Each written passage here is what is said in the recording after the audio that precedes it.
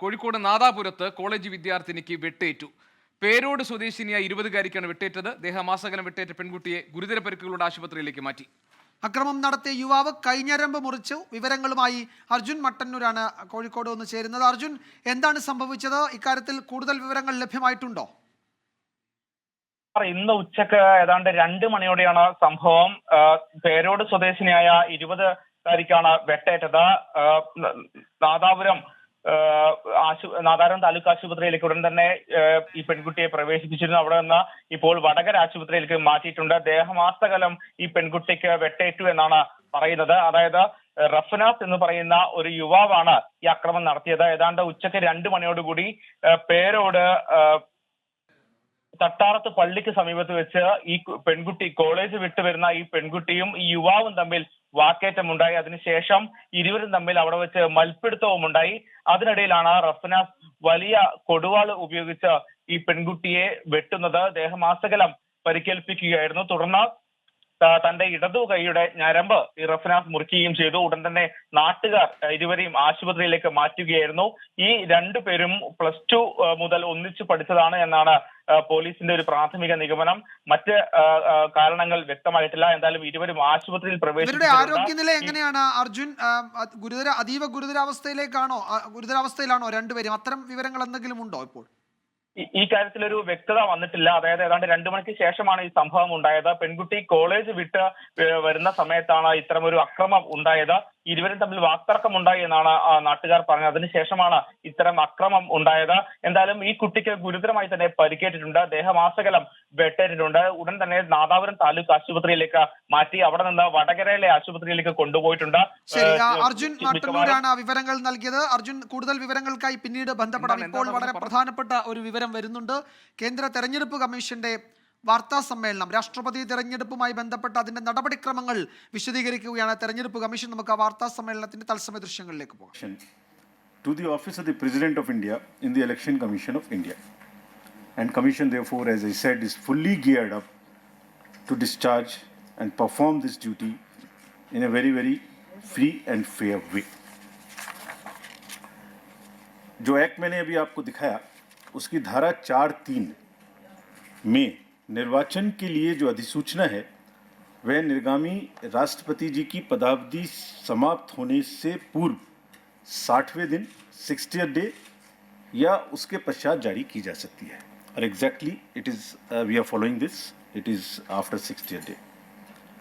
As per Article 54 of the Constitution of India, again, the President is elected by the members of the Electoral College consisting of elected members of both houses of Parliament, Rajya Sabha and Lok Sabha, and elected members of the legislative assemblies of all states, including National Capital Territory of Delhi and Union Territory of Puducherry. और यहाँ ये एक बात important है कि जो nominated members हैं राज्यसभा में, लोकसभा में और लेजिस्लेटिव असेंबलीज में, they are not form of part of the electoral college and therefore they are not entitled to vote.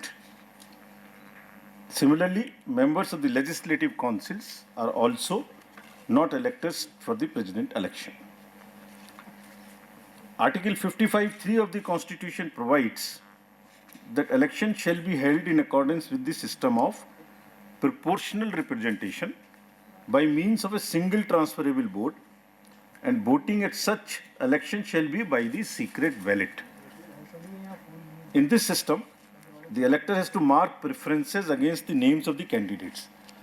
तो वो किस तरह से मार्किंग कर सकते हैं? वो भारतीय अंकों के अंतर्राष्ट्रीय रूप में यानी 1, 2, 3 कर सकते हैं, रोमन रूप में कर सकते हैं, और किसी भी रिकॉग्नाइज्ड इंडियन लैंग्वेज की जो रोमन जो जो जो उसके शब्द हैं उनमें अंक हैं उनमें कर सकते हैं. और ये शब्दों में अंकित नहीं किया जा सकता है. Preference has to be marked in figures only and shall not be indicated in words. The elector also has to mark many preferences against the number of candidates. While marking of the first preference is compulsory for the ballot paper to be valid, और अगर किसी voter ने प्रथम choice नहीं दी और बाकी choice दी तो उसका वोट कैंसिल हो जाएगा. एक दूसरी विशेष बात है कि वोट देने के लिए आयोग अपनी तरफ से पेन प्रोवाइड करेगा। यह पेन पहले से ही AROs के पास रहेंगे और डेजिग्नेटेड ऑफिसर द्वारा मतदान केंद्र में वोटर्स को मत पत्र सौंपते समय दिए जाएंगे। So they have to vote only by that particular pen. If किसी अन्य पेन का उन्होंने उपयोग किया तो मतगणना के समय उनका वोट इनवैलिड करार दे दिया जाएगा।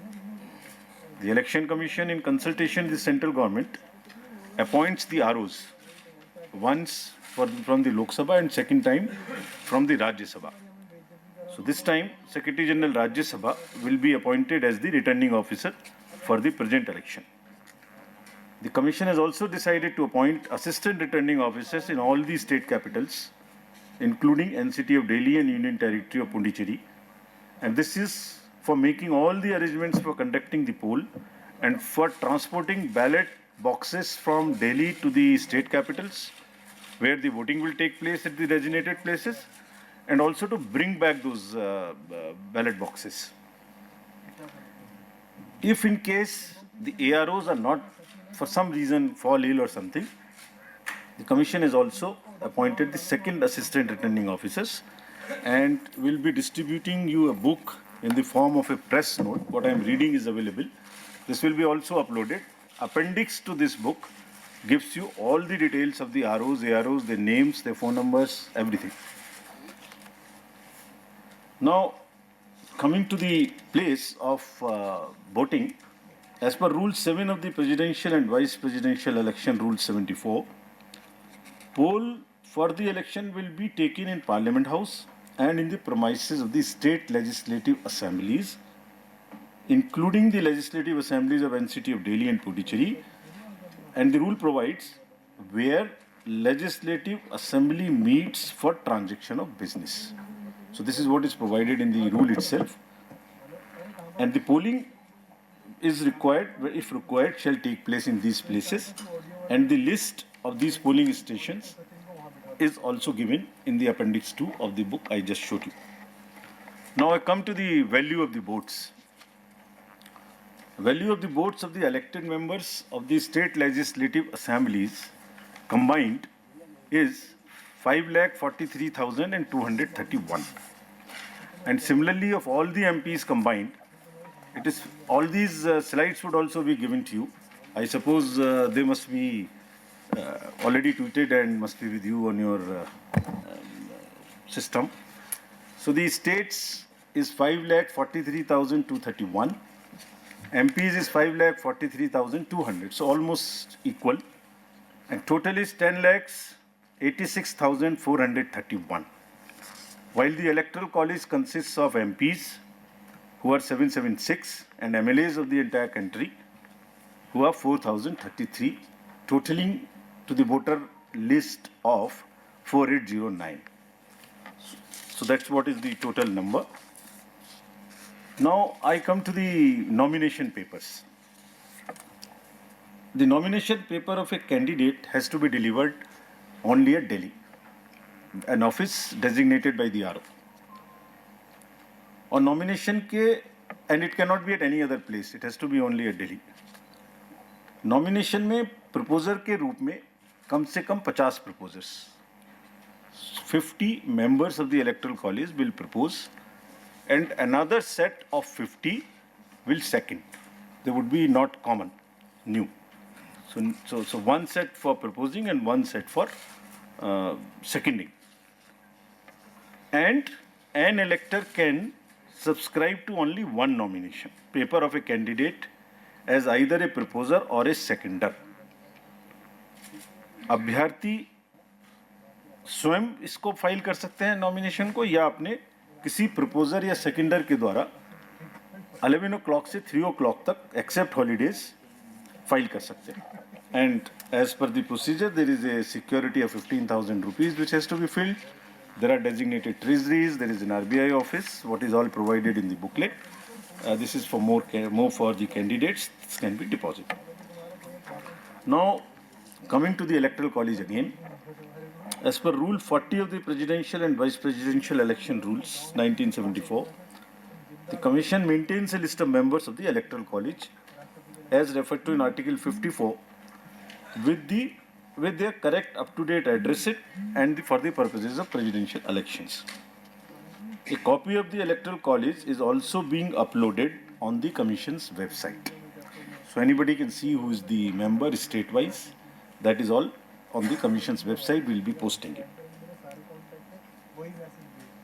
And there are certain, in this list, we will require to update it because there are elections which are taking place for the Rajya Sabha to the 55 positions, result of whom is coming before the presidential elections date. It is similarly, the voter list would be updated as and when the term of these MPs happen, and they will be part of the voter list. Similarly, in legislative assemblies also, wherever there are by-elections, and if the results come before the date of voting, their names would also be added in the voter list as a supplementary list, and all of that will also be put on the website of the Commission. Further, this voter list is also available if anybody wants to keep it as a record for rupees 300 at our counter, which is set up in our commission, but it's available on our website as well. As regards the date of polling, candidate can authorize a representative to be present at the time of polling and at the place fixed for counting, or this has to be informed to us in advance so that the representative can be approved. About the place of voting for the MPs and MLAs. Normally, MPs are expected to cast their votes at the place of polling in the Parliament House, New Delhi. And similarly, members of the state legislative assemblies are also expected to cast their vote in the respective assemblies. However, if there is an emergency or there is some requirement, prior approval से voting location, किसी भी voting location पर MPs and MLAs दूसरी अपने vote को डाल सकते हैं, बट इसके लिए कम से कम 10 दिन पहले आयोग को सूचना देनी पड़ेगी ताकि उनके वोट की व्यवस्था उस चेंज स्थान पे की जा सके. As I mentioned earlier, the Constitution has expressly provided that election to the office of President shall be by secret ballot. The electors are therefore expected to scrupulously maintain secrecy of vote.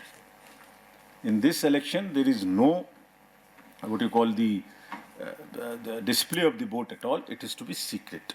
There is no concept of open voting in this election, and showing the ballot to anyone under any circumstances will render the vote invalid. So the process is that after you have taken the ballot paper, you mark it in the compartment, fold it, and mark it with the pen, as I mentioned, which we have provided. Marking it by any other pen would also make it invalid. About the whips, it is also clarified that political parties cannot issue any whip to their MPs and MLAs in the matter of voting in the presidential election. There is no whip which is permissible in this election. As per Section 18 of the President and Vice President Election Act rules, the offence of bribery or undue influence in any manner, as defined in Section 171B and 171C of the IPC, by the returned candidate or any person with the consent of the returned candidate, are among the grounds on which the election can be held invalid by the Honorable Supreme Court in an election petition. So, there is no way that any influence or any inducement or any case of undue influence which must be totally avoided. Otherwise, it's a ground for petition. तो दोबारा से सारांश में, कोई भी political party अपने MPs और MLAs का कोई व्हिप इशू नहीं कर सकेंगे, और चूंकि ब्राइबरी और अनड्यू इन्फ्लुएंस क्राइम की श्रेणी में आते हैं, इसलिए इन ग्राउंड्स पर इलेक्शन माननीय सुप्रीम कोर्ट के द्वारा रद्द भी किया जा सकता है. Our COs in the states will supervise the arrangements and the election, as I mentioned earlier. Now we come to the COVID.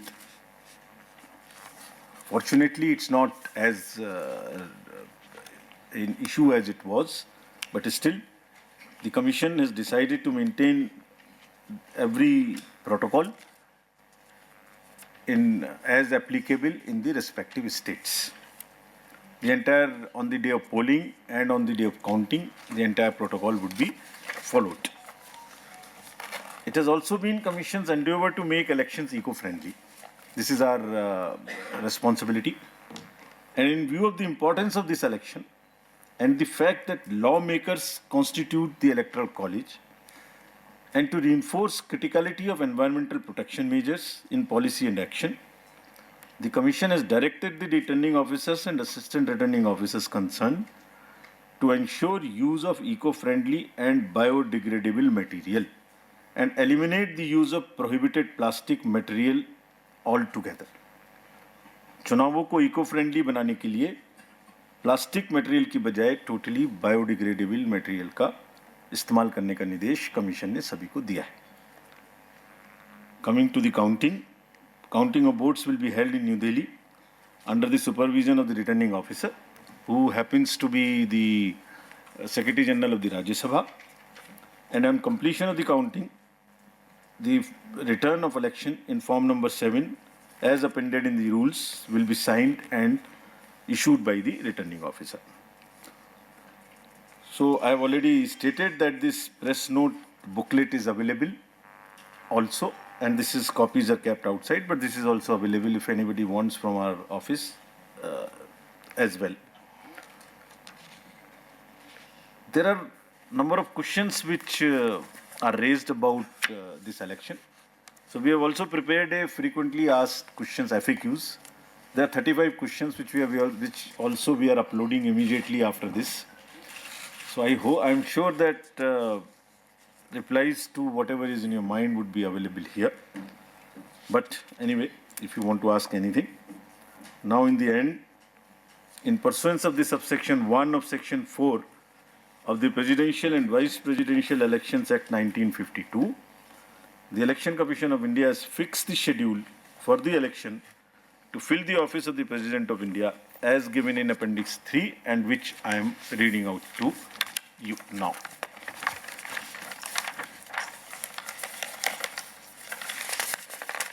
Can we put it on the... Okay. So the notification would be on 15th June, that is Wednesday. Last date for making the nomination would be 29th June, that is Wednesday.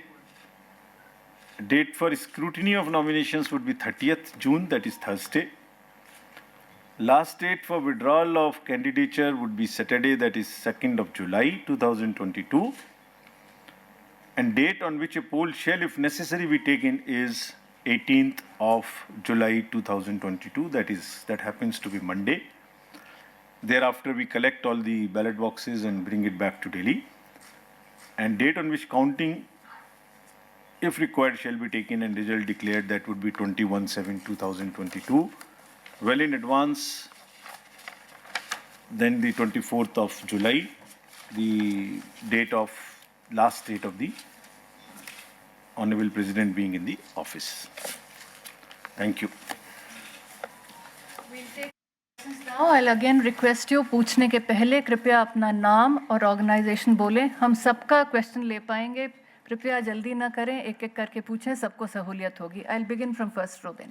Hello sir, good evening. Mohit Dubey news nation से बोल रहा हूँ. आपने तारीखों का ऐलान कर दिया, सूची आपने जारी कर दी. सवाल തെരഞ്ഞെടുപ്പ് കമ്മീഷന്റെ വാർത്താ സമ്മേളനമാണ് കഴിഞ്ഞത്. രാഷ്ട്രപതി തെരഞ്ഞെടുപ്പുമായി ബന്ധപ്പെട്ട കാര്യങ്ങൾ വിശദീകരിക്കുകയായിരുന്നു. ജൂലൈ 24 മുൻപ് പുതിയ രാഷ്ട്രപതി സ്ഥാനത്തേക്ക് എത്തും. തെരഞ്ഞെടുപ്പ് കമ്മീഷൻ 16ാമത് രാഷ്ട്രപതി തെരഞ്ഞെടുപ്പാണ് പ്രഖ്യാപിച്ചത്. അതിന്റെ വിശദാംശങ്ങളിലേക്ക് നമുക്ക് പോകാം.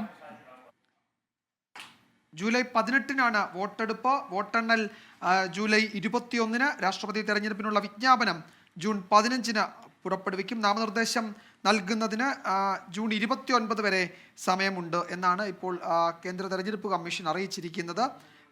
വാർത്താ സമ്മേളനം തുടരുകയാണ്. ഇലക്ടറൽ കോളേജിന്റെ വിശദാംശങ്ങളടക്കം വിശദമായ ഷെഡ്യൂളാണ് കേന്ദ്ര തെരഞ്ഞെടുപ്പ് കമ്മീഷൻ വാർത്താ സമ്മേളനത്തിൽ പ്രഖ്യാപിക്കുന്നത്. ഇപ്പോൾ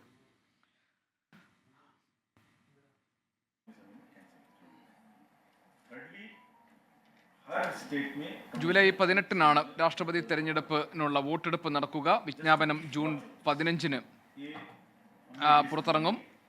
അതിൻ്റെ മറ്റു വിശദാംശങ്ങളിലേക്ക് നമുക്ക് വരാം. ജൂലൈ 24-നാണ് പുതിയ രാഷ്ട്രപതി ഓഫീസിൽ എത്തേണ്ടത്. അതിന് മുന്നോടിയായി നടക്കുന്ന തെരഞ്ഞെടുപ്പിന്റെ വിവരങ്ങൾ പങ്കുവയ്ക്കുകയായിരുന്നു തെരഞ്ഞെടുപ്പ് കമ്മീഷൻ. 4896 ഇലക്ടർമാർ അടങ്ങുന്ന ഒരു ഇലക്ടറൽ കോളേജാണ് പുതിയ രാഷ്ട്രപതിയെ തെരഞ്ഞെടുക്കുന്നത്. ഓരോ MPയുടെയും വോട്ടിന്റെ മൂല്യം 708 എന്ന് ക്രമീകരിച്ചിട്ടുണ്ട്. സംസ്ഥാനങ്ങളിൽ ഒരു MLAയുടെ വോട്ടിന്റെ മൂല്യം ഏറ്റവും ഉയർന്നത് 208 എന്നും ഇപ്പോൾ ക്രമീകരിച്ചിരിക്കുകയാണ്. രാജ്യസഭാ സെക്രട്ടറി ജനറലാണ് ഇത്തവണ റിട്ടേണിംഗ് ഓഫീസറായി പ്രവർത്തിക്കുന്നത്. 4896 ഇലക്ടർമാർ അടങ്ങുന്ന ഇലക്ടറൽ കോളേജിന്റെ ആകെ മൂല്യം ഏതാണ്ട് 10,98,903 ആണ്. നോമിനേഷൻ നൽകേണ്ടത് ഡൽഹിയിലാണ്. ഇലക്ടറൽ കോളേജിലെ 50 അംഗങ്ങളുടെ പിന്തുണ ഉണ്ടെങ്കിലേ നാമനിർദ്ദേശ പത്രിക സമർപ്പിക്കാനാവൂ. കെട്ടിവെക്കേണ്ടത് 15,000 രൂപയാണ്. വോട്ടെടുപ്പ് നടക്കുക രഹസ്യ ബാലറ്റിലൂടെയായിരിക്കും. വിപ്പ് രാഷ്ട്രപതി തെരഞ്ഞെടുപ്പിൽ ഒരു രാഷ്ട്രീയ പാർട്ടിക്കും നൽകാൻ സാധിക്കില്ല എന്ന് തെരഞ്ഞെടുപ്പ് കമ്മീഷൻ വ്യക്തമാക്കി. ഇതിന്റെ രാഷ്ട്രപതി തെരഞ്ഞെടുപ്പിലെ വോട്ടെണ്ണൽ നടക്കുക ഡൽഹിയിലായിരിക്കും. ജൂലൈ 18-നാണ് വോട്ടെടുപ്പ്. വോട്ടെണ്ണൽ 21-നാണ്. തെരഞ്ഞെടുപ്പ് വിജ്ഞാപനം ജൂൺ 15-ന് പുറത്തിറങ്ങും. രാധാകൃഷ്ണൻ വിശദാംശങ്ങൾ നൽകാനുണ്ട്. ഈ രാഷ്ട്രപതി തെരഞ്ഞെടുപ്പിനുള്ള വിജ്ഞാപനം എന്ന് പുറത്തിറങ്ങും. അതിന്റെ വോട്ടെടുപ്പ്, അതിന്റെ ക്രമീകരണങ്ങൾ, ഇതെല്ലാം വിശദീകരിക്കുകയായിരുന്നല്ലോ തെരഞ്ഞെടുപ്പ് കമ്മീഷൻ. എന്താണ് വിവരങ്ങൾ? തീർച്ചയായിട്ടും 16ാമത് രാഷ്ട്രപതി തെരഞ്ഞെടുപ്പിന്റെ തെരഞ്ഞെടുപ്പ് തീയതി അടക്കമുള്ള പ്രഖ്യാപനമാണ് തെരഞ്ഞെടുപ്പ് കമ്മീഷൻ അല്പം മുമ്പ് നടത്തിയത്. ഇതനുസരിച്ച് വിജ്ഞാപനം പുറപ്പെടുവിക്കുന്നത് ജൂൺ മാസം 15-ാം തീയതിയാണ്.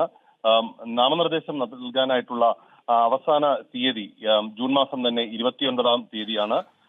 സ്ക്രൂട്ടണി നടക്കുന്നത് ജൂൺ 30-നാണ് സ്ക്രൂട്ടണി നടക്കാനായി പോകുന്നത്. സ്ഥാനാർത്ഥിത്വം പിൻവലിക്കാനായിട്ടുള്ള അവസാന തീയതി ജൂലൈ 2-ആണ്. 18-ാം തീയതിയാണ് വോട്ടെടുപ്പ് നടക്കുക. അതിനുശേഷം 21-ാം തീയതിയാണ് വോട്ടെണ്ണൽ നടക്കുന്നത്. 24-ാം തീയതിയാണ് ജൂലൈ 24-ആണ് ഇപ്പോൾ ഉള്ള രാഷ്ട്രപതി രാംനാഥ് കോവിന്ദിന്റെ കാലാവധി അവസാനിക്കുന്നത്. അതുകൊണ്ട് 25-ാം തീയതി സത്യപ്രതിജ്ഞ ചെയ്യുന്ന വിധത്തിൽ നടപടിക്രമങ്ങൾ പൂർത്തിയാക്കാനാണ് ഇപ്പോൾ തീരുമാനിച്ചിരിക്കുന്നത്. വളരെ പ്രത്യേകതകളുള്ള ഒരു സംവിധാനമാണ്, തെരഞ്ഞെടുപ്പ് സംവിധാനമാണ് ഈ രാഷ്ട്രപതി തെരഞ്ഞെടുപ്പ്. അതുകൊണ്ട് ഇന്ത്യയുടെ ഏറ്റവും വലിയ സ്ഥാനത്തേക്ക് എത്തുന്ന നമ്മുടെ പ്രഥമ പൗരനെ കണ്ടെത്താനായിട്ട് നടത്തുന്ന തെരഞ്ഞെടുപ്പ്, അതിന് വലിയ പ്രാധാന്യമാണ് തെരഞ്ഞെടുപ്പ് കമ്മീഷനെ സംബന്ധിച്ച് ഉള്ളത്. ഇതിന് വേണ്ടിയിട്ടുള്ള എല്ലാ ക്രമീകരണങ്ങളും ഒരുക്കിയതായിട്ട് ചീഫ് ഇലക്ഷൻ കമ്മീഷൻ അറിയിച്ചിരിക്കുന്നു. നടപടിക്രമങ്ങൾ ആരംഭിക്കുകയാണ്.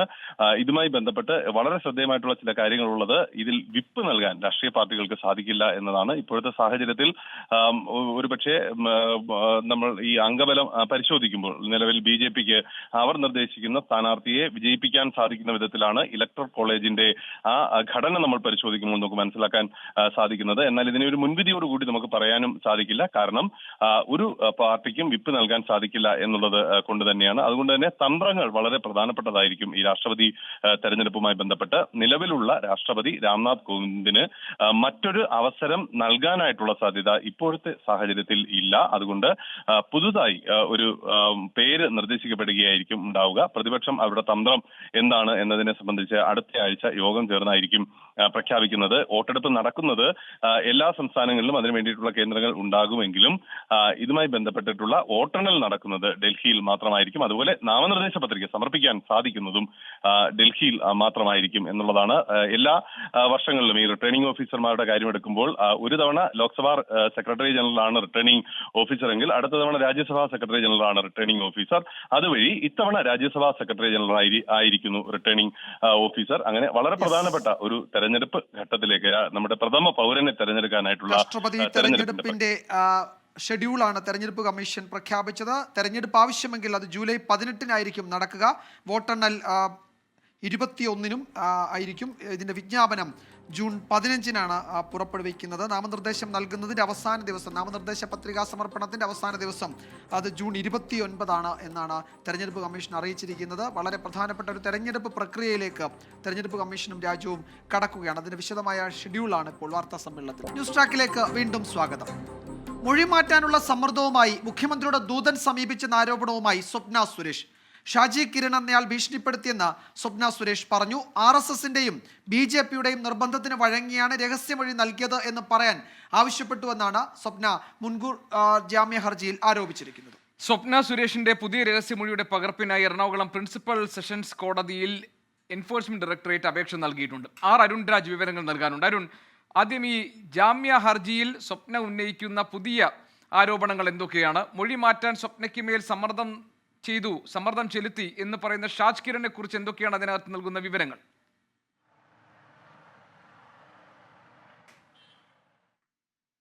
തന്നെ ഒരു ഷാജി കിരൺ എന്ന് പറയുന്ന വ്യക്തി വന്ന് കണ്ടുവെന്നും ഇതുമായി ബന്ധപ്പെട്ട മുഖ്യമന്ത്രിക്കെതിരെയും പുതുതായി ഉന്നയിച്ച ആരോപണങ്ങൾക്കെതിരെയും ആ ആരോപണങ്ങൾ മാറ്റണമെന്ന് ആവശ്യപ്പെട്ടുകൊണ്ടാണ് ഇദ്ദേഹം വന്ന് കണ്ടത്. വലിയ സമ്മർദ്ദം തനിക്ക് ഇദ്ദേഹത്തിന്റെ ഭാഗത്തു നിന്നുണ്ടായി എന്നുള്ളതാണ് സ്വപ്ന മുൻകൂർ ജാമ്യാപേക്ഷയിൽ ഹൈക്കോടതിയിൽ അറിയിച്ചിരിക്കുന്നത്.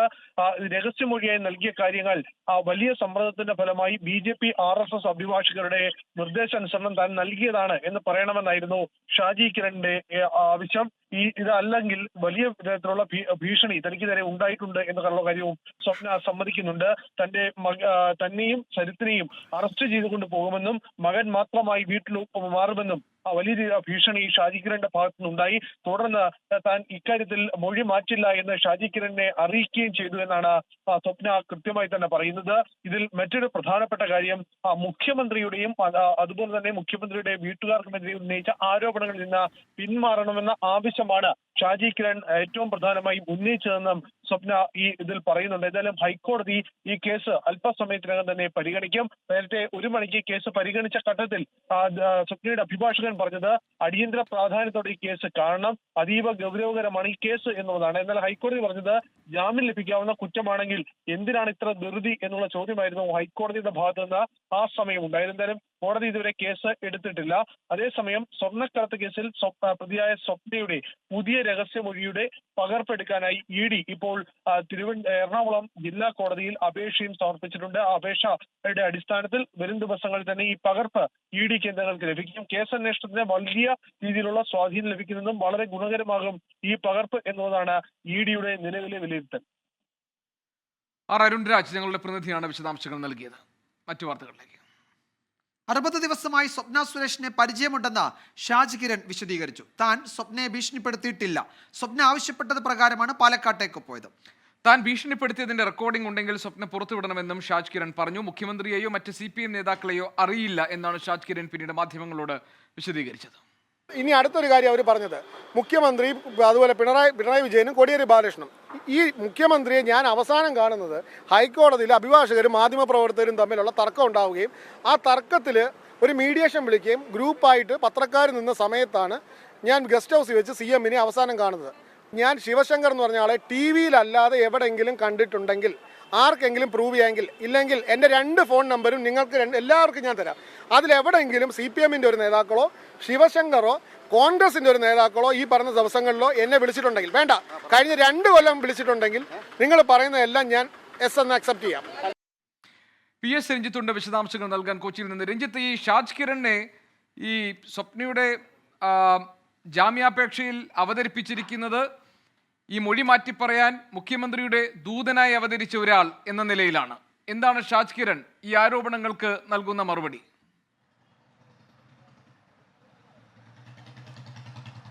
ഗോപികൃഷ്ണൻ 2016 വരെ ഒരു മാധ്യമ പ്രവർത്തകനായിരുന്നു. വിവിധ മാധ്യമ സ്ഥാപനങ്ങളിൽ, ദൃശ്യമാധ്യമ സ്ഥാപനങ്ങളിൽ ജോലി ചെയ്ത ഒരു മാധ്യമ പ്രവർത്തകനായിരുന്നു ഷാജ് കിരൺ. ഇന്ന് അദ്ദേഹം ഒരു റിയൽ എസ്റ്റേറ്റ് ബ്രോക്കർ എന്നാണ് സ്വയം വിശേഷിപ്പിക്കുന്നത്. ചെറിയ സ്ഥലങ്ങളുടെയൊക്കെ കച്ചവടമുണ്ട്. ഈ സ്ഥലക്കച്ചവടവുമായി ബന്ധപ്പെട്ടാണ് സ്വപ്നയുമായി ബന്ധപ്പെടുന്നത്. കഴിഞ്ഞ 60 ദിവസവുമായി സ്വപ്നയുമായി ബന്ധമുണ്ട്. സ്വപ്നയുടെ തിരുവനന്തപുരത്തെ ഒരു സ്ഥലം വിൽക്കുന്നതുമായി ബന്ധപ്പെട്ടാണ് സ്വപ്നയുമായി ബന്ധപ്പെടുന്നത്. അത് ഈ ഷാജ് കിരണിൻ്റെ ഒരു സുഹൃത്താണ് സ്വപ്നയെ പരിചയപ്പെടുത്തി കൊടുക്കുന്നത്. ഇതാണ് സ്വപ്നയും ഷാജ് കിരണും തമ്മിലുള്ള ബന്ധമായി ഷാജ് കിരൺ പറയുന്നത്. പക്ഷേ ഇന്നലെ ഈ വെളിപ്പെടുത്തൽ 164 മൊഴി നൽകിയതിന് ശേഷം പാലക്കാട്ട് വെച്ച് ഈ സരിത്തിനെ കാണാതായതോടുകൂടി സരിത്തിനെ ചിലർ തട്ടിക്കൊണ്ടുപോയി എന്ന് പറഞ്ഞുകൊണ്ട് സ്വപ്ന ഷാജ് കിരണിനെ വിളിക്കുന്നു. ഈ 60 ദിവസത്തെ ബന്ധം വെച്ചുകൊണ്ടാണ് ഇത്തരം ഒരു പ്രതിസന്ധി ഘട്ടത്തിൽ സരിത്തിനെ തട്ടിക്കൊണ്ടുപോയി എന്ന ആരോപണം ഉയർന്നപ്പോൾ അങ്ങോട്ട് ചെല്ലുന്നത്. പകുതി യാത്രയിൽ വെച്ചാണ് സരിത്തിനെ തട്ടിക്കൊണ്ടുപോയതല്ല, വിജിലൻസ് കസ്റ്റഡിയിലെടുത്തതാണ് എന്ന തരത്തിലുള്ള വിവരം ലഭിക്കുന്നത്. പക്ഷേ പകുതി എത്തിയാണ്, മണ്ണുത്തി വരെ എത്തിയതുകൊണ്ട് പിന്നീട് യാത്ര തുടർന്ന് സ്വപ്നയെ കണ്ടു, സ്വപ്നയുമായി സംസാരിച്ചു. രാത്രി വൈകിട്ട് 6:30 മണിയോടുകൂടി തിരിച്ചു പോന്നു. അവിടെ വെച്ച് ഒരിക്കൽ പോലും ഈ രീതിയിൽ സംസാരിച്ചിട്ടില്ല. ആകെ ഉണ്ടായിട്ടുള്ളത് ഈ കേസ് വലിയ പുലിവാലാകാൻ പോകുന്ന കേസാണ്, ഇത് പ്രതിസന്ധി ഉണ്ടാക്കാൻ സാധ്യതയുണ്ട്, ഇതെല്ലാം നേരിടാൻ സജ്ജമായിരിക്കണം, കാരണം അപ്പുറത്തുള്ളത് വലിയ കക്ഷികളാണ് എന്ന് മാത്രം ഒരു സുഹൃത്ത് എന്ന രീതിയിൽ നിർദ്ദേശിക്കുകയാണ് ഉണ്ടായിട്ടുള്ളത്. അതല്ലാതെ മുഖ്യമന്ത്രിയുടെയോ CPIMന്റെ സംസ്ഥാന സെക്രട്ടറി കോടിയേരി ബാലകൃഷ്ണൻ്റെയോ നിർദ്ദേശപ്രകാരമോ CPIM നേതാക്കളുടെ നിർദ്ദേശപ്രകാരമോ അല്ലെങ്കിൽ മറ്റേതെങ്കിലും രാഷ്ട്രീയ പാർട്ടി നേതാക്കളുടെ നിർദ്ദേശപ്രകാരമോ ശിവശങ്കറിൻ്റെ നിർദ്ദേശപ്രകാരമോ അല്ല സ്വപ്നയെ കണ്ടിട്ടുള്ളത്. സ്വപ്നയുമായി വ്യക്തിപരമായ ചില ബന്ധങ്ങളാണുള്ളത്. ആ ബന്ധം ഒരിക്കലും ഇത്തരത്തിലുള്ള രാഷ്ട്രീയ ഇടനിലക്കാരനായി ഉപയോഗിച്ചിട്ടില്ല. പ്രത്യേകിച്ച് കോടിയേരി ബാലകൃഷ്ണനുമായിട്ടോ മുഖ്യമന്ത്രി പിണറായി വിജയനുമായിട്ടോ ഏതെങ്കിലും രാഷ്ട്രീയ നേതാവുമായിട്ടോ നേരിട്ട് ബന്ധമില്ല. മാധ്യമപ്രവർത്തകനായിരുന്ന കാലത്തുണ്ടായിരുന്ന ബന്ധം ഒഴിച്ചു നിർത്തിയാൽ ഈ അടുത്ത കാലത്തൊന്നും ഇത്തരം രാഷ്ട്രീയ നേതാക്കളുമായിട്ടോ മുഖ്യമന്ത്രിയുമായിട്ടോ നേരിട്ട് ബന്ധപ്പെടുത്തിയിട്ടില്ല. സ്വപ്നയുമായുള്ള ഈ ബന്ധം മറ്റൊരു തരത്തിലും ദുരുപയോഗം ചെയ്യാൻ ആഗ്രഹിക്കുന്നുമില്ല. അതുകൊണ്ട് തന്നെയാണ് ഈ കേസിൽ വലിയ രീതിയിൽ ഇടപെടാതിരുന്നത്. രഞ്ജിത്ത്, ഇതിലിപ്പോൾ ഷാജി കിരൺ പറയുന്നത് ഇതിൽ എന്തെങ്കിലും തെളിവുകളുണ്ടെങ്കിൽ അത് പുറത്തുവിടട്ടെ സ്വപ്ന സുരേഷ് എന്നാണ്. അതിനുശേഷം ഈ വിശദീകരണം വന്നതിന് ശേഷം സ്വപ്ന സുരേഷിന്റെ പ്രതികരണം എന്തെങ്കിലും ഉണ്ടായിട്ടുണ്ടോ? ഇതിൽ ഈ ചില ഡിജിറ്റൽ എവിഡൻസുകൾ, ഇവർ തമ്മിലുള്ള സംസാരത്തിന്റെ ചില സംഗതികൾ പുറത്തു വരാനുണ്ടെന്ന് ചില സൂചനകൾ കേട്ടിരുന്നു. അത്തരത്തിൽ എന്തെങ്കിലും വരുന്നുണ്ടോ? എന്തെങ്കിലും വിശദീകരണം സ്വപ്ന സുരേഷിന്റെ ഭാഗത്തുനിന്ന് ഉണ്ടായിട്ടുണ്ടോ? വിജയകുമാർ, സ്വപ്ന സുരേഷ് ഇപ്പോൾ പറയുന്നത് തൻ്റെ അഭിഭാഷകൻ പ്രതികരിച്ച ശേഷം ഞാൻ പ്രതികരിക്കാമെന്നുള്ളതാണ്. ഹൈക്കോടതിയിൽ സ്വപ്നയുടെ അഭിഭാഷകൻ ഇപ്പോൾ കേസുമായി ബന്ധപ്പെട്ടുണ്ട്. അദ്ദേഹം പുറത്തിറങ്ങിയ ശേഷം അദ്ദേഹത്തിൻ്റെ പ്രതികരണത്തോടു കൂടി സ്വപ്നയും പ്രതികരിക്കും എന്നാണ് അറിയിച്ചിട്ടുള്ളത്. ഈ ഒരു ശബ്ദ റെക്കോർഡിനെ കുറിച്ച്, ഈ ടെലിഫോൺ റെക്കോർഡിനെ കുറിച്ച് നമ്മൾ ഷാജ് കിരണിനോട് ചോദിച്ചിരുന്നു. അപ്പോൾ ഷാജ് കിരൺ പറഞ്ഞ് ഏതെങ്കിലും റെക്കോർഡ് ഉണ്ടെങ്കിൽ പുറത്തുവിടട്ടെ. ആ റെക്കോർഡിനകത്ത് ഇപ്പോൾ ഈ പറയുന്ന ഹർജിയിൽ പറഞ്ഞ രീതിയിൽ ഞാൻ മുഖ്യമന്ത്രിയുമായി ബന്ധപ്പെട്ടെന്നോ CPIM സംസ്ഥാന സെക്രട്ടറിയുമായി ബന്ധപ്പെട്ടെന്നോ അവർക്ക് വേണ്ടി ഞാൻ സംസാരിച്ചെന്നോ എന്ന രീതിയിൽ എന്തെങ്കിലും ആ ശബ്ദശകലത്തിലുണ്ടെങ്കിൽ ഞാൻ നിങ്ങൾ പറയുന്ന എല്ലാ കാര്യവും അംഗീകരിക്കാൻ തയ്യാറാണ് എന്നും അദ്ദേഹം പറയുന്നുണ്ട്. ഏതായാലും ഷാജ് കിരൺ ഇപ്പോൾ സ്വപ്നയെ ബന്ധപ്പെട്ടുവെന്നും സ്വപ്നയെ കണ്ടുവെന്നും എന്ന കാര്യം നിരാകരിക്കുന്നില്ല. സ്വപ്നയുമായി പരിചയമുണ്ട്, ആ വ്യക്തിബന്ധം ഒരിക്കലും ഈ കേസിൽ ഉപയോഗിച്ചിട്ടില്ല.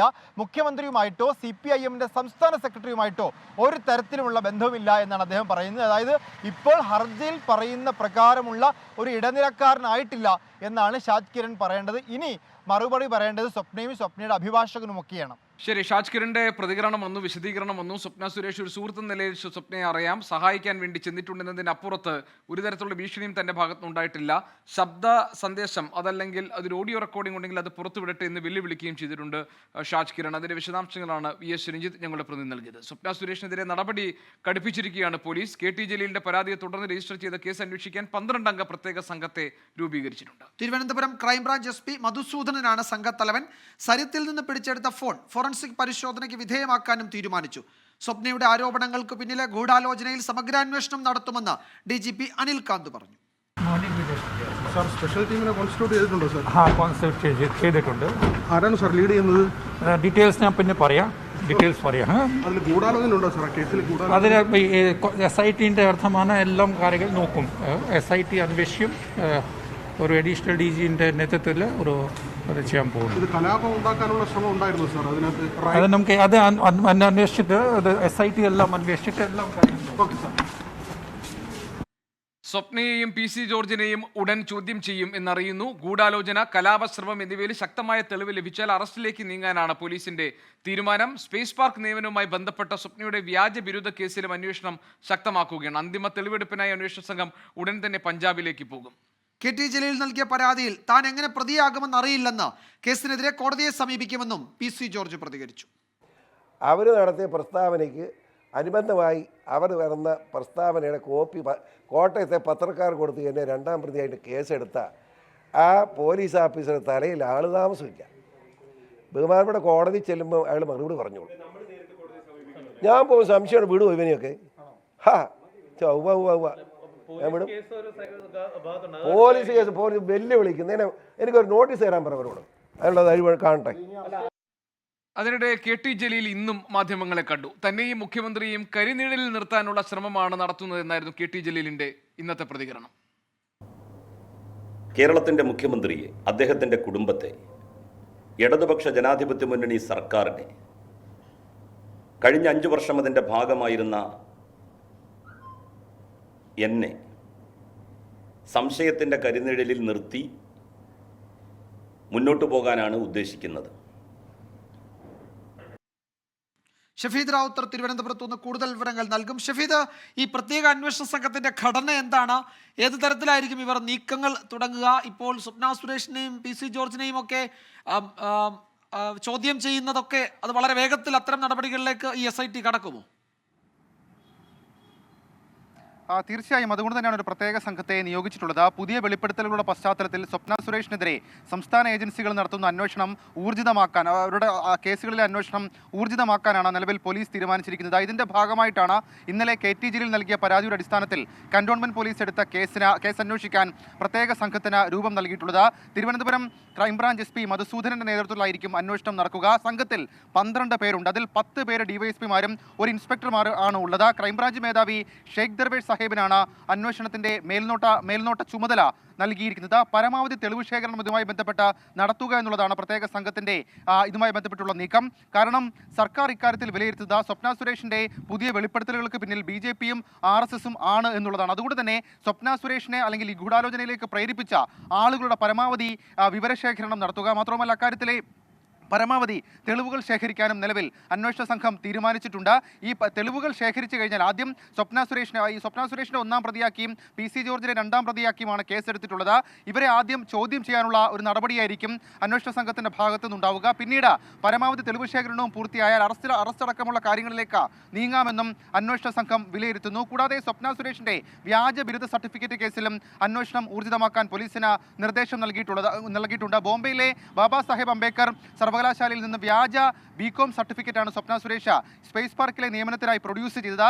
ഇത് ഉണ്ടാക്കി കൊടുത്തത് പഞ്ചാബിലെ ഒരാളാണെന്ന്, പഞ്ചാബ് കേന്ദ്രീകരിച്ചാണ് ഇത് ഉണ്ടാക്കി കൊടുത്തത് എന്നുള്ള സൂചനകൾ അത് അന്വേഷണ സംഘത്തിന് ലഭിച്ചിട്ടുണ്ട്. ഇതിന്റെ അടിസ്ഥാനത്തിൽ പഞ്ചാബിലേക്ക് ഉടൻ കന്റോൺമെന്റ് പോലീസ് നേരിട്ട് പോകും. മാത്രമല്ല 2 മാസത്തിനുള്ളിൽ കുറ്റപത്രം സമർപ്പിക്കാനും നിലവിൽ ഇപ്പോൾ പോലീസ് തീരുമാനിച്ചിട്ടുണ്ട്. അത്തരത്തിൽ പൂർണ്ണമായും സ്വപ്ന സുരേഷ് നൽകിയിരിക്കുന്ന ഈ 164 സ്റ്റേറ്റ്മെന്റിന്റെ പിന്നിലും മാധ്യമങ്ങളോട് പ്രതികരിച്ചതിന് പിന്നിലുമുള്ള ഗൂഢാലോചന അന്വേഷിക്കാൻ വേണ്ടി 12-അംഗ പ്രത്യേക അന്വേഷണ സംഘത്തെ നിയോഗിച്ചിരിക്കുന്നു. അതോടൊപ്പം തന്നെ വ്യാജ ബിരുദം നേടി എന്ന കാര്യത്തിൽ അന്വേഷണം ഊർജിതമാക്കാനും അതിന് വേഗം കൂട്ടാനുള്ള നിർദ്ദേശവും പോലീസിന് ലഭിച്ചിരിക്കുന്നു. ഷഫീദ് റാവുത്തർ ഈ വാർത്തയുടെ വിശദാംശങ്ങൾ നൽകുകയായിരുന്നു. ഈ മണിക്കൂറിൽ ഏറ്റവും പ്രധാനപ്പെട്ട വാർത്തകളാണ് ന്യൂസ് ട്രാക്ക് പിന്തുടരുന്നത്. ന്യൂസ് ട്രാക്കിലെ മറ്റു വാർത്തകൾ പരിശോധിക്കാം. മുഖ്യമന്ത്രിയുടെ രാജി ആവശ്യപ്പെട്ട് പരസ്യ പ്രതിഷേധം ശക്തമാക്കുകയാണ് പ്രതിപക്ഷവും BJPയും. യൂത്ത് കോൺഗ്രസും യുവമോർച്ചയും ജില്ലാ കളക്ടറേറ്റിലേക്ക് നടത്തിയ മാർച്ചുകൾ സംഘർഷത്തിൽ കലാശിച്ചു. കളക്ടറേറ്റ് മാർച്ചുകളിൽ പോലീസ് ലാത്തിച്ചാർജ് നടത്തുകയും ജലപീരങ്കി പ്രയോഗിക്കുകയും ചെയ്തു. അതിനിടെ കണക്ക് ചോദിക്കാതെ ഒരു കാലവും പോയിട്ടില്ലെന്ന് പ്രതിപക്ഷ നേതാവ് VD സതീശൻ ഫേസ്ബുക്കിൽ കുറിച്ചു. പിണറായി വിജയൻ എല്ലാവരെയും ഭയക്കുകയാണെന്ന് K സുരേന്ദ്രൻ പ്രതികരിച്ചു. പിണറായി വിജയൻ ഇപ്പൊ എല്ലാവരെയും ഭയമാണ്. മുഖ്യമന്ത്രിക്ക് ഇടത്തും വലത്തും പാർട്ടിക്കകത്തും മുന്നണിക്കകത്തും എല്ലാവരെയും ഭയമാണ്. 164 പരാതി സ്റ്റേറ്റ്മെന്റ് കൊടുത്തതിന്റെ പേരിൽ കേസെടുക്കുകയാണ്. കേരളത്തിന്റെ ചരിത്രത്തിൽ ഉണ്ടായിട്ടുണ്ട് ഇത്തരം സംഭവം. നമ്മുടെ രാജ്യത്ത് അടിയന്തരാവസ്ഥ കാലത്ത് പോലും കോടതികളിൽ അവരുടെ അഭിപ്രായം പറയാനുള്ള സ്വാതന്ത്ര്യം ഉണ്ടായിരുന്നു. സ്വപ്നയുടെ 164 സ്റ്റേറ്റ്മെന്റും അതിനെ തുടർന്ന് മാധ്യമങ്ങൾക്ക് മുന്നിൽ ഉന്നയിക്കപ്പെട്ട ആരോപണങ്ങളുടെ പശ്ചാത്തലത്തിൽ മുഖ്യമന്ത്രിയുടെ രാജി ആവശ്യപ്പെട്ട് ഇന്നും വിവിധ പ്രതിപക്ഷ യുവജന സംഘടനകൾ പ്രതിഷേധവുമായി രംഗത്ത് വന്നു. അതിന്റെ വിശദാംശങ്ങളിലേക്ക് പോകാം. അതോടൊപ്പം തന്നെ മുഖ്യമന്ത്രിയുടെ രാജി ആവശ്യപ്പെട്ടുള്ള രാഷ്ട്രീയ പ്രതികരണങ്ങളും ഇന്ന് വന്നിട്ടുണ്ട്. അമീൻ തിരുവനന്തപുരത്ത് വിവരങ്ങൾ നൽകാനുണ്ട്. അമീൻ, ഒന്നാമത്തെ കാര്യം, ഇത് പ്രതിപക്ഷം ഇനി ഈ വിഷയത്തെ എങ്ങനെ മുന്നോട്ട് കൊണ്ടുപോകാനാണ് ആലോചിക്കുന്നത്? കാരണം ഈ വിഷയത്തിൽ കോടതിയുടെ മേൽനോട്ടത്തിൽ ഒരു CBI അന്വേഷണം എന്ന ആവശ്യം പ്രതിപക്ഷ നേതാവ് കഴിഞ്ഞ ദിവസം തന്നെ മുന്നോട്ട് വെച്ചിരുന്നു. ഇന്നിപ്പോൾ യുവജന സംഘടനകളുടെ പ്രക്ഷോഭം ഇന്നത്തെ ദിവസവും തുടർന്നു. പ്രതിപക്ഷം ഇനി ഈ വിഷയത്തിൽ സ്വീകരിക്കാൻ പോകുന്ന ഒരു സമീപനം എന്തായിരിക്കും? മുഖ്യമന്ത്രിയുടെ രാജി ആവശ്യപ്പെട്ട് ശക്തമായിട്ടുള്ള പ്രതിഷേധത്തിന് തന്നെയാണ് പ്രതിപക്ഷം കോപ്പുകൂട്ടുന്നത്. അതിൽ പ്രധാനപ്പെട്ട ആവശ്യം അവർ നേരത്തെ ഉന്നയിച്ചു കഴിഞ്ഞു. ഒന്ന്, മുഖ്യമന്ത്രി രാജിവെച്ച് അന്വേഷണത്തെ നേരിടുക എന്നുള്ളതാണ്. മറ്റൊന്ന്, കോടതിയുടെ മേൽനോട്ടത്തിൽ ഇക്കാര്യത്തിൽ അന്വേഷണം വേണമെന്നുള്ളതാണ് പ്രതിപക്ഷത്തിന്റെ നിലപാട്. ഒപ്പം കേന്ദ്ര ഏജൻസികളുടെ അന്വേഷണ ഏജൻസികളുടെ ഇക്കാര്യത്തിലുള്ള തുടർ നീക്കങ്ങളും പ്രതിപക്ഷം നിരീക്ഷിക്കുകയാണ്, വീക്ഷിക്കുകയാണ്. അതിനനുസരിച്ച് പ്രതിപക്ഷത്തിന്റെ തുടർ നിലപാടുകൾ അവർ പ്രഖ്യാപിക്കുകയും ചെയ്യും. കാരണം ഈ സ്വർണ്ണക്കടത്ത് കേസ് ആദ്യഘട്ടം ഉയർന്നപ്പോൾ തന്നെ പ്രതിപക്ഷം മുന്നോട്ട് വെച്ചൊരു നിലപാടുണ്ടായിരുന്നു. അവർ മുന്നോട്ട് വെച്ചൊരു ആശങ്ക എന്ന് തന്നെ വേണമെങ്കിൽ പറയാം. അതായത് അന്വേഷണത്തിന്റെ ഒരു ഘട്ടത്തിൽ മുഖ്യമന്ത്രിയും CPM-ഉം BJP നേതൃത്വവും സംഘപരിവാർ നേതൃത്വവും ഇടനിലക്കാരുടെ സഹായത്തോടെ ഈ കേസ് അട്ടിമറിച്ചു എന്നുള്ളൊരു ആരോപണം ഇതിന്റെ ആദ്യഘട്ടത്തിൽ പ്രതിപക്ഷം മുന്നോട്ട് വെച്ചിരുന്നു. അത്തരം ആക്ഷേപം അവർ ഉന്നയിക്കുകയും ചെയ്തിരുന്നു. ഇപ്പോഴും സമാനമായ രീതിയിൽ ഒരു നിലപാട് തന്നെയാണ് പ്രതിപക്ഷം സ്വീകരിക്കുന്നത്. കാരണം ഇപ്പോൾ സ്വപ്ന സുരേഷ് മുഖ്യമന്ത്രി ഉൾപ്പെടെ പേര് പറഞ്ഞപ്പോൾ അത് സ്വപ്ന പറഞ്ഞു എന്നതേ ഉള്ളൂ. ഇതിനു മുൻപ് തന്നെ ഇതേ നിലപാട് അവർ അന്വേഷണ ഉദ്യോഗസ്ഥർക്ക് മുന്നിൽ നൽകിയതാണ്. അത്തരമൊരു മൊഴി ലഭിച്ചിട്ടും മുഖ്യമന്ത്രിയെ ചോദ്യം ചെയ്യാനോ അതുമായി ബന്ധപ്പെട്ട് അന്വേഷണം നടത്താനോ തയ്യാറാകാതെ കേസ് അട്ടിമറിക്കാനാണ് കേന്ദ്ര അന്വേഷണ ഏജൻസികൾ ശ്രമിച്ചത്. അല്ലെങ്കിൽ അത്തരമൊരു തീരുമാനമാണ് അവരെടുത്തത്. അതുകൊണ്ട് അവരിൽ വിശ്വാസമില്ല. അതുകൊണ്ട് കോടതിയുടെ മേൽനോട്ടത്തിൽ ഇക്കാര്യത്തിൽ ഒരു തുടർ നീക്കം അല്ലെങ്കിൽ നടപടി, അന്വേഷണം വേണമെന്നുള്ളതാണ് പ്രതിപക്ഷത്തിന്റെ പ്രധാനപ്പെട്ട ആവശ്യം. ഉന്നയിച്ച പ്രക്ഷോഭം കനക്കുകയാണ് സംസ്ഥാന വ്യാപകമായി. അലക്സ് മുഹമ്മദ് കൊച്ചിയിൽ നിന്ന് കൂടുതൽ വിവരങ്ങൾ നൽകും. അലക്സ്, കൊച്ചിയിലും മധ്യ കേരളത്തിലും ഈ പ്രതിപക്ഷ പ്രതിഷേധം എത്രത്തോളം സംഘർഷഭരിതമായിരുന്നു ഇന്ന്? വിജയകുമാർ, സ്വപ്ന സുരേഷിന്റെ ഈ ആരോപണം മുഖ്യമന്ത്രിക്കെതിരെ, മുഖ്യമന്ത്രിയുടെ കുടുംബത്തിനെതിരെ, അദ്ദേഹത്തിന്റെ ഓഫീസിനെതിരെ നടത്തിയ ഈ ആരോപണത്തിൽ മുഖ്യമന്ത്രിയുടെ രാജിയിൽ കുറഞ്ഞൊന്ന് അത് പ്രതീക്ഷിക്കുന്നില്ല എന്ന് പ്രതിപക്ഷം പറയുന്നു. പ്രധാനമായി പ്രതിപക്ഷ യുവജന സംഘടനകളുടെ പ്രതിഷേധമായിരുന്നു ഇന്ന് മധ്യ കേരളത്തിൽ പരക്കെ ഉണ്ടായിരുന്നത്. എറണാകുളത്ത് യൂത്ത് കോൺഗ്രസ് പ്രവർത്തകർ മാർച്ച് നടത്തി. കടയന്നൂർ താലൂക്ക് ഓഫീസിലേക്കായിരുന്നു മാർച്ച് നടത്തിയത്. അവരെ മഹാരാജാസ് കോളേജിന് മുന്നിൽ പോലീസ് തടഞ്ഞു. അവർ ബാരിക്കേഡ് ഭേദിക്കാനുള്ള ശ്രമം നടത്തി. പോലീസ് 3 വട്ടം ജലപീരങ്കി പ്രയോഗിച്ചു. പോലീസിന് നേരെ ഈ ബിരിയാണി ചെമ്പ് വലിച്ചെറിയുന്ന ഒരു സാഹചര്യം പോലും ഉണ്ടായി. മാത്രമല്ല, ഇവർ ബിരിയാണി ചെമ്പിൽ പ്രതീകാത്മക സ്വർണ്ണ കട്ടി കൊണ്ടുവന്നാണ് ഈ പ്രതിഷേധം നടത്തിയതെന്നുള്ളതായിരുന്നു ശ്രദ്ധേയമായ കാര്യം. തൊട്ടു പിന്നാലെ തന്നെ തൃശ്ശൂരിൽ യുവമോർച്ച പ്രവർത്തകർ കളക്ടറേറ്റ് മാർച്ച് നടത്തി. ഈ മാർച്ചും സംഘർഷഭരിതമായി. പോലീസ് ലാത്തി പ്രയോഗിക്കേണ്ട സാഹചര്യം തൃശ്ശൂരിലും ഉണ്ടായി. ഈ വിഷയം അടുത്ത ദിവസങ്ങളിൽ ഇതാണ് മധ്യകേരളത്തിൽ സംഭവിച്ചത്. അർജുൻ മട്ടന്നൂരുണ്ട് വിവരങ്ങൾ നൽകാനായി. ഇപ്പോൾ അർജുൻ, കോഴിക്കോട്ട് ഈ യുവജന സംഘടനകളുടെ പ്രതിഷേധത്തിന്റെ സ്വഭാവം എന്തായിരുന്നു?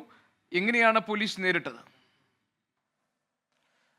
ഗോപികൃഷ്ണൻ, കോഴിക്കോടും മലപ്പുറത്തുമാണ് ഇന്ന് പ്രധാനമായും പ്രതിഷേധ പരിപാടികൾ ഉണ്ടായത്. കോഴിക്കോട് കലക്ടറേറ്റിലേക്ക് യൂത്ത് കോൺഗ്രസും യുവമോർച്ചയും മാർച്ച് നടത്തി. യൂത്ത് കോൺഗ്രസിന്റെ മാർച്ച് DCC അധ്യക്ഷൻ അഡ്വക്കേറ്റ് K പ്രവീൺകുമാർ, KSU സംസ്ഥാന അധ്യക്ഷൻ KM അഭിജിത്ത് എന്നിവർ നേതൃത്വം നൽകി. ബാരിക്കേഡ് നീക്കിക്കൊണ്ട് കളക്ടറേറ്റിനുള്ളിലേക്ക് പ്രവേശിക്കാൻ യൂത്ത് കോൺഗ്രസ് പ്രവർത്തകർ ശ്രമിച്ചു. ഇത് പോലീസ് തടഞ്ഞു. തുടർന്ന് ജലപീരങ്കി പ്രയോഗിച്ചു. അതിനുശേഷം കലക്ടറേറ്റിന് മുമ്പിലെ റോഡ് ഗതാഗതം തടസ്സപ്പെടുത്തിക്കൊണ്ട് ഏറെ നേരം പ്രതിഷേധക്കാർ റോഡിൽ കുത്തിയിരുന്നുകൊണ്ട് പ്രതിഷേധിച്ചു. തുടർന്ന് ഒരു തവണ പോലീസ് ലാത്തി വീശി. അതിനുശേഷം പോലീസ് ബലം ഉപയോഗിച്ച് പ്രവർത്തകരെ നീക്കുകയായിരുന്നു. തൊട്ടു പിന്നാലെ തന്നെ യുവമോർച്ചയുടെ മാർച്ചും ഉണ്ടായിരുന്നു. സമാനമായ രീതിയിൽ ഇത്തരത്തിൽ റോഡിൽ കുത്തിയിരുന്നു കൊണ്ട് ഏറെ നേരം യുവമോർച്ച പ്രവർത്തകരും ഗതാഗതം തടസ്സപ്പെടുത്തി. അതിനുശേഷം ഇവരെയും പോലീസ് അറസ്റ്റ് ചെയ്ത് നീക്കുകയായിരുന്നു. മലപ്പുറത്ത് യൂത്ത് കോൺഗ്രസും അതുപോലെ തന്നെ മഹിളാ കോൺഗ്രസുമാണ് മാർച്ച് നടത്തിയത്. ബാരിക്കേഡിന് മുകളിൽ കയറിയ അർജുൻ മട്ടന്നൂരാണ് വിശദാംശങ്ങൾ നൽകിയത്. അട്ടപ്പാടിയിലെ മധു കേസിൽ ഒരു സാക്ഷി കൂടി ഇന്ന് കൂറുമാറി. 11ാം സാക്ഷി ചന്ദ്രനാണ് മൊഴി മാറ്റിയത്. ഇന്നലെയും സാക്ഷികൾ ഈ കേസിൽ കൂറുമാറിയിരുന്നു. ഇതിൽ പ്രോസിക്യൂഷന്റെ ഇടപെടൽ സംബന്ധിച്ചും അതുപോലെ പ്രതിഭാഗം സാക്ഷികളെ കൂറുമാറ്റാൻ നടത്തുന്ന നീക്കങ്ങളെക്കുറിച്ചും മധുവിൻ്റെ കുടുംബം നേരത്തെ തന്നെ പരാതി ഉന്നയിച്ചു. കഴിഞ്ഞ ദിവസം അവർ മാധ്യമങ്ങളെ കണ്ട് വിശദമായൊരു വാർത്താ സമ്മേളനവും നടത്തിയിരുന്നു. ഇക്കാര്യത്തിൽ ഉന്നതതല ഇടപെടൽ ആവശ്യമാണ് എന്നാണ് കുടുംബം ആവശ്യപ്പെട്ടിരിക്കുന്നത്. ഈ പശ്ചാത്തലത്തിൽ കൂടിയാണ് ഈ സാക്ഷികളുടെ കൂറുമാറ്റം സംബന്ധിച്ച പുതിയ വിവരവും പുറത്തു വരുന്നത്. ഇക്കാര്യത്തിൽ എന്താണ് പ്രോസിക്യൂഷൻ സ്വീകരിക്കാൻ പോകുന്ന നടപടി എന്നതും വളരെ പ്രധാനപ്പെട്ടതാണ്. ഈ വാർത്തയോടെ ഇന്നത്തെ ന്യൂസ് ട്രാക്ക് ഇവിടെ പൂർത്തിയാവുകയാണ്. ലോകത്തെവിടെയായാലും ഏത് സമയത്തും 24 വാർത്തകളും ഓഗ്മെന്റഡ് റിയാലിറ്റി പാക്കേജുകളും എക്സ്പ്ലെയിനറുകളും വിശദമായി കാണാൻ ഞങ്ങളുടെ യൂട്യൂബ് ചാനൽ നിങ്ങൾക്ക് സബ്സ്ക്രൈബ് ചെയ്യാം.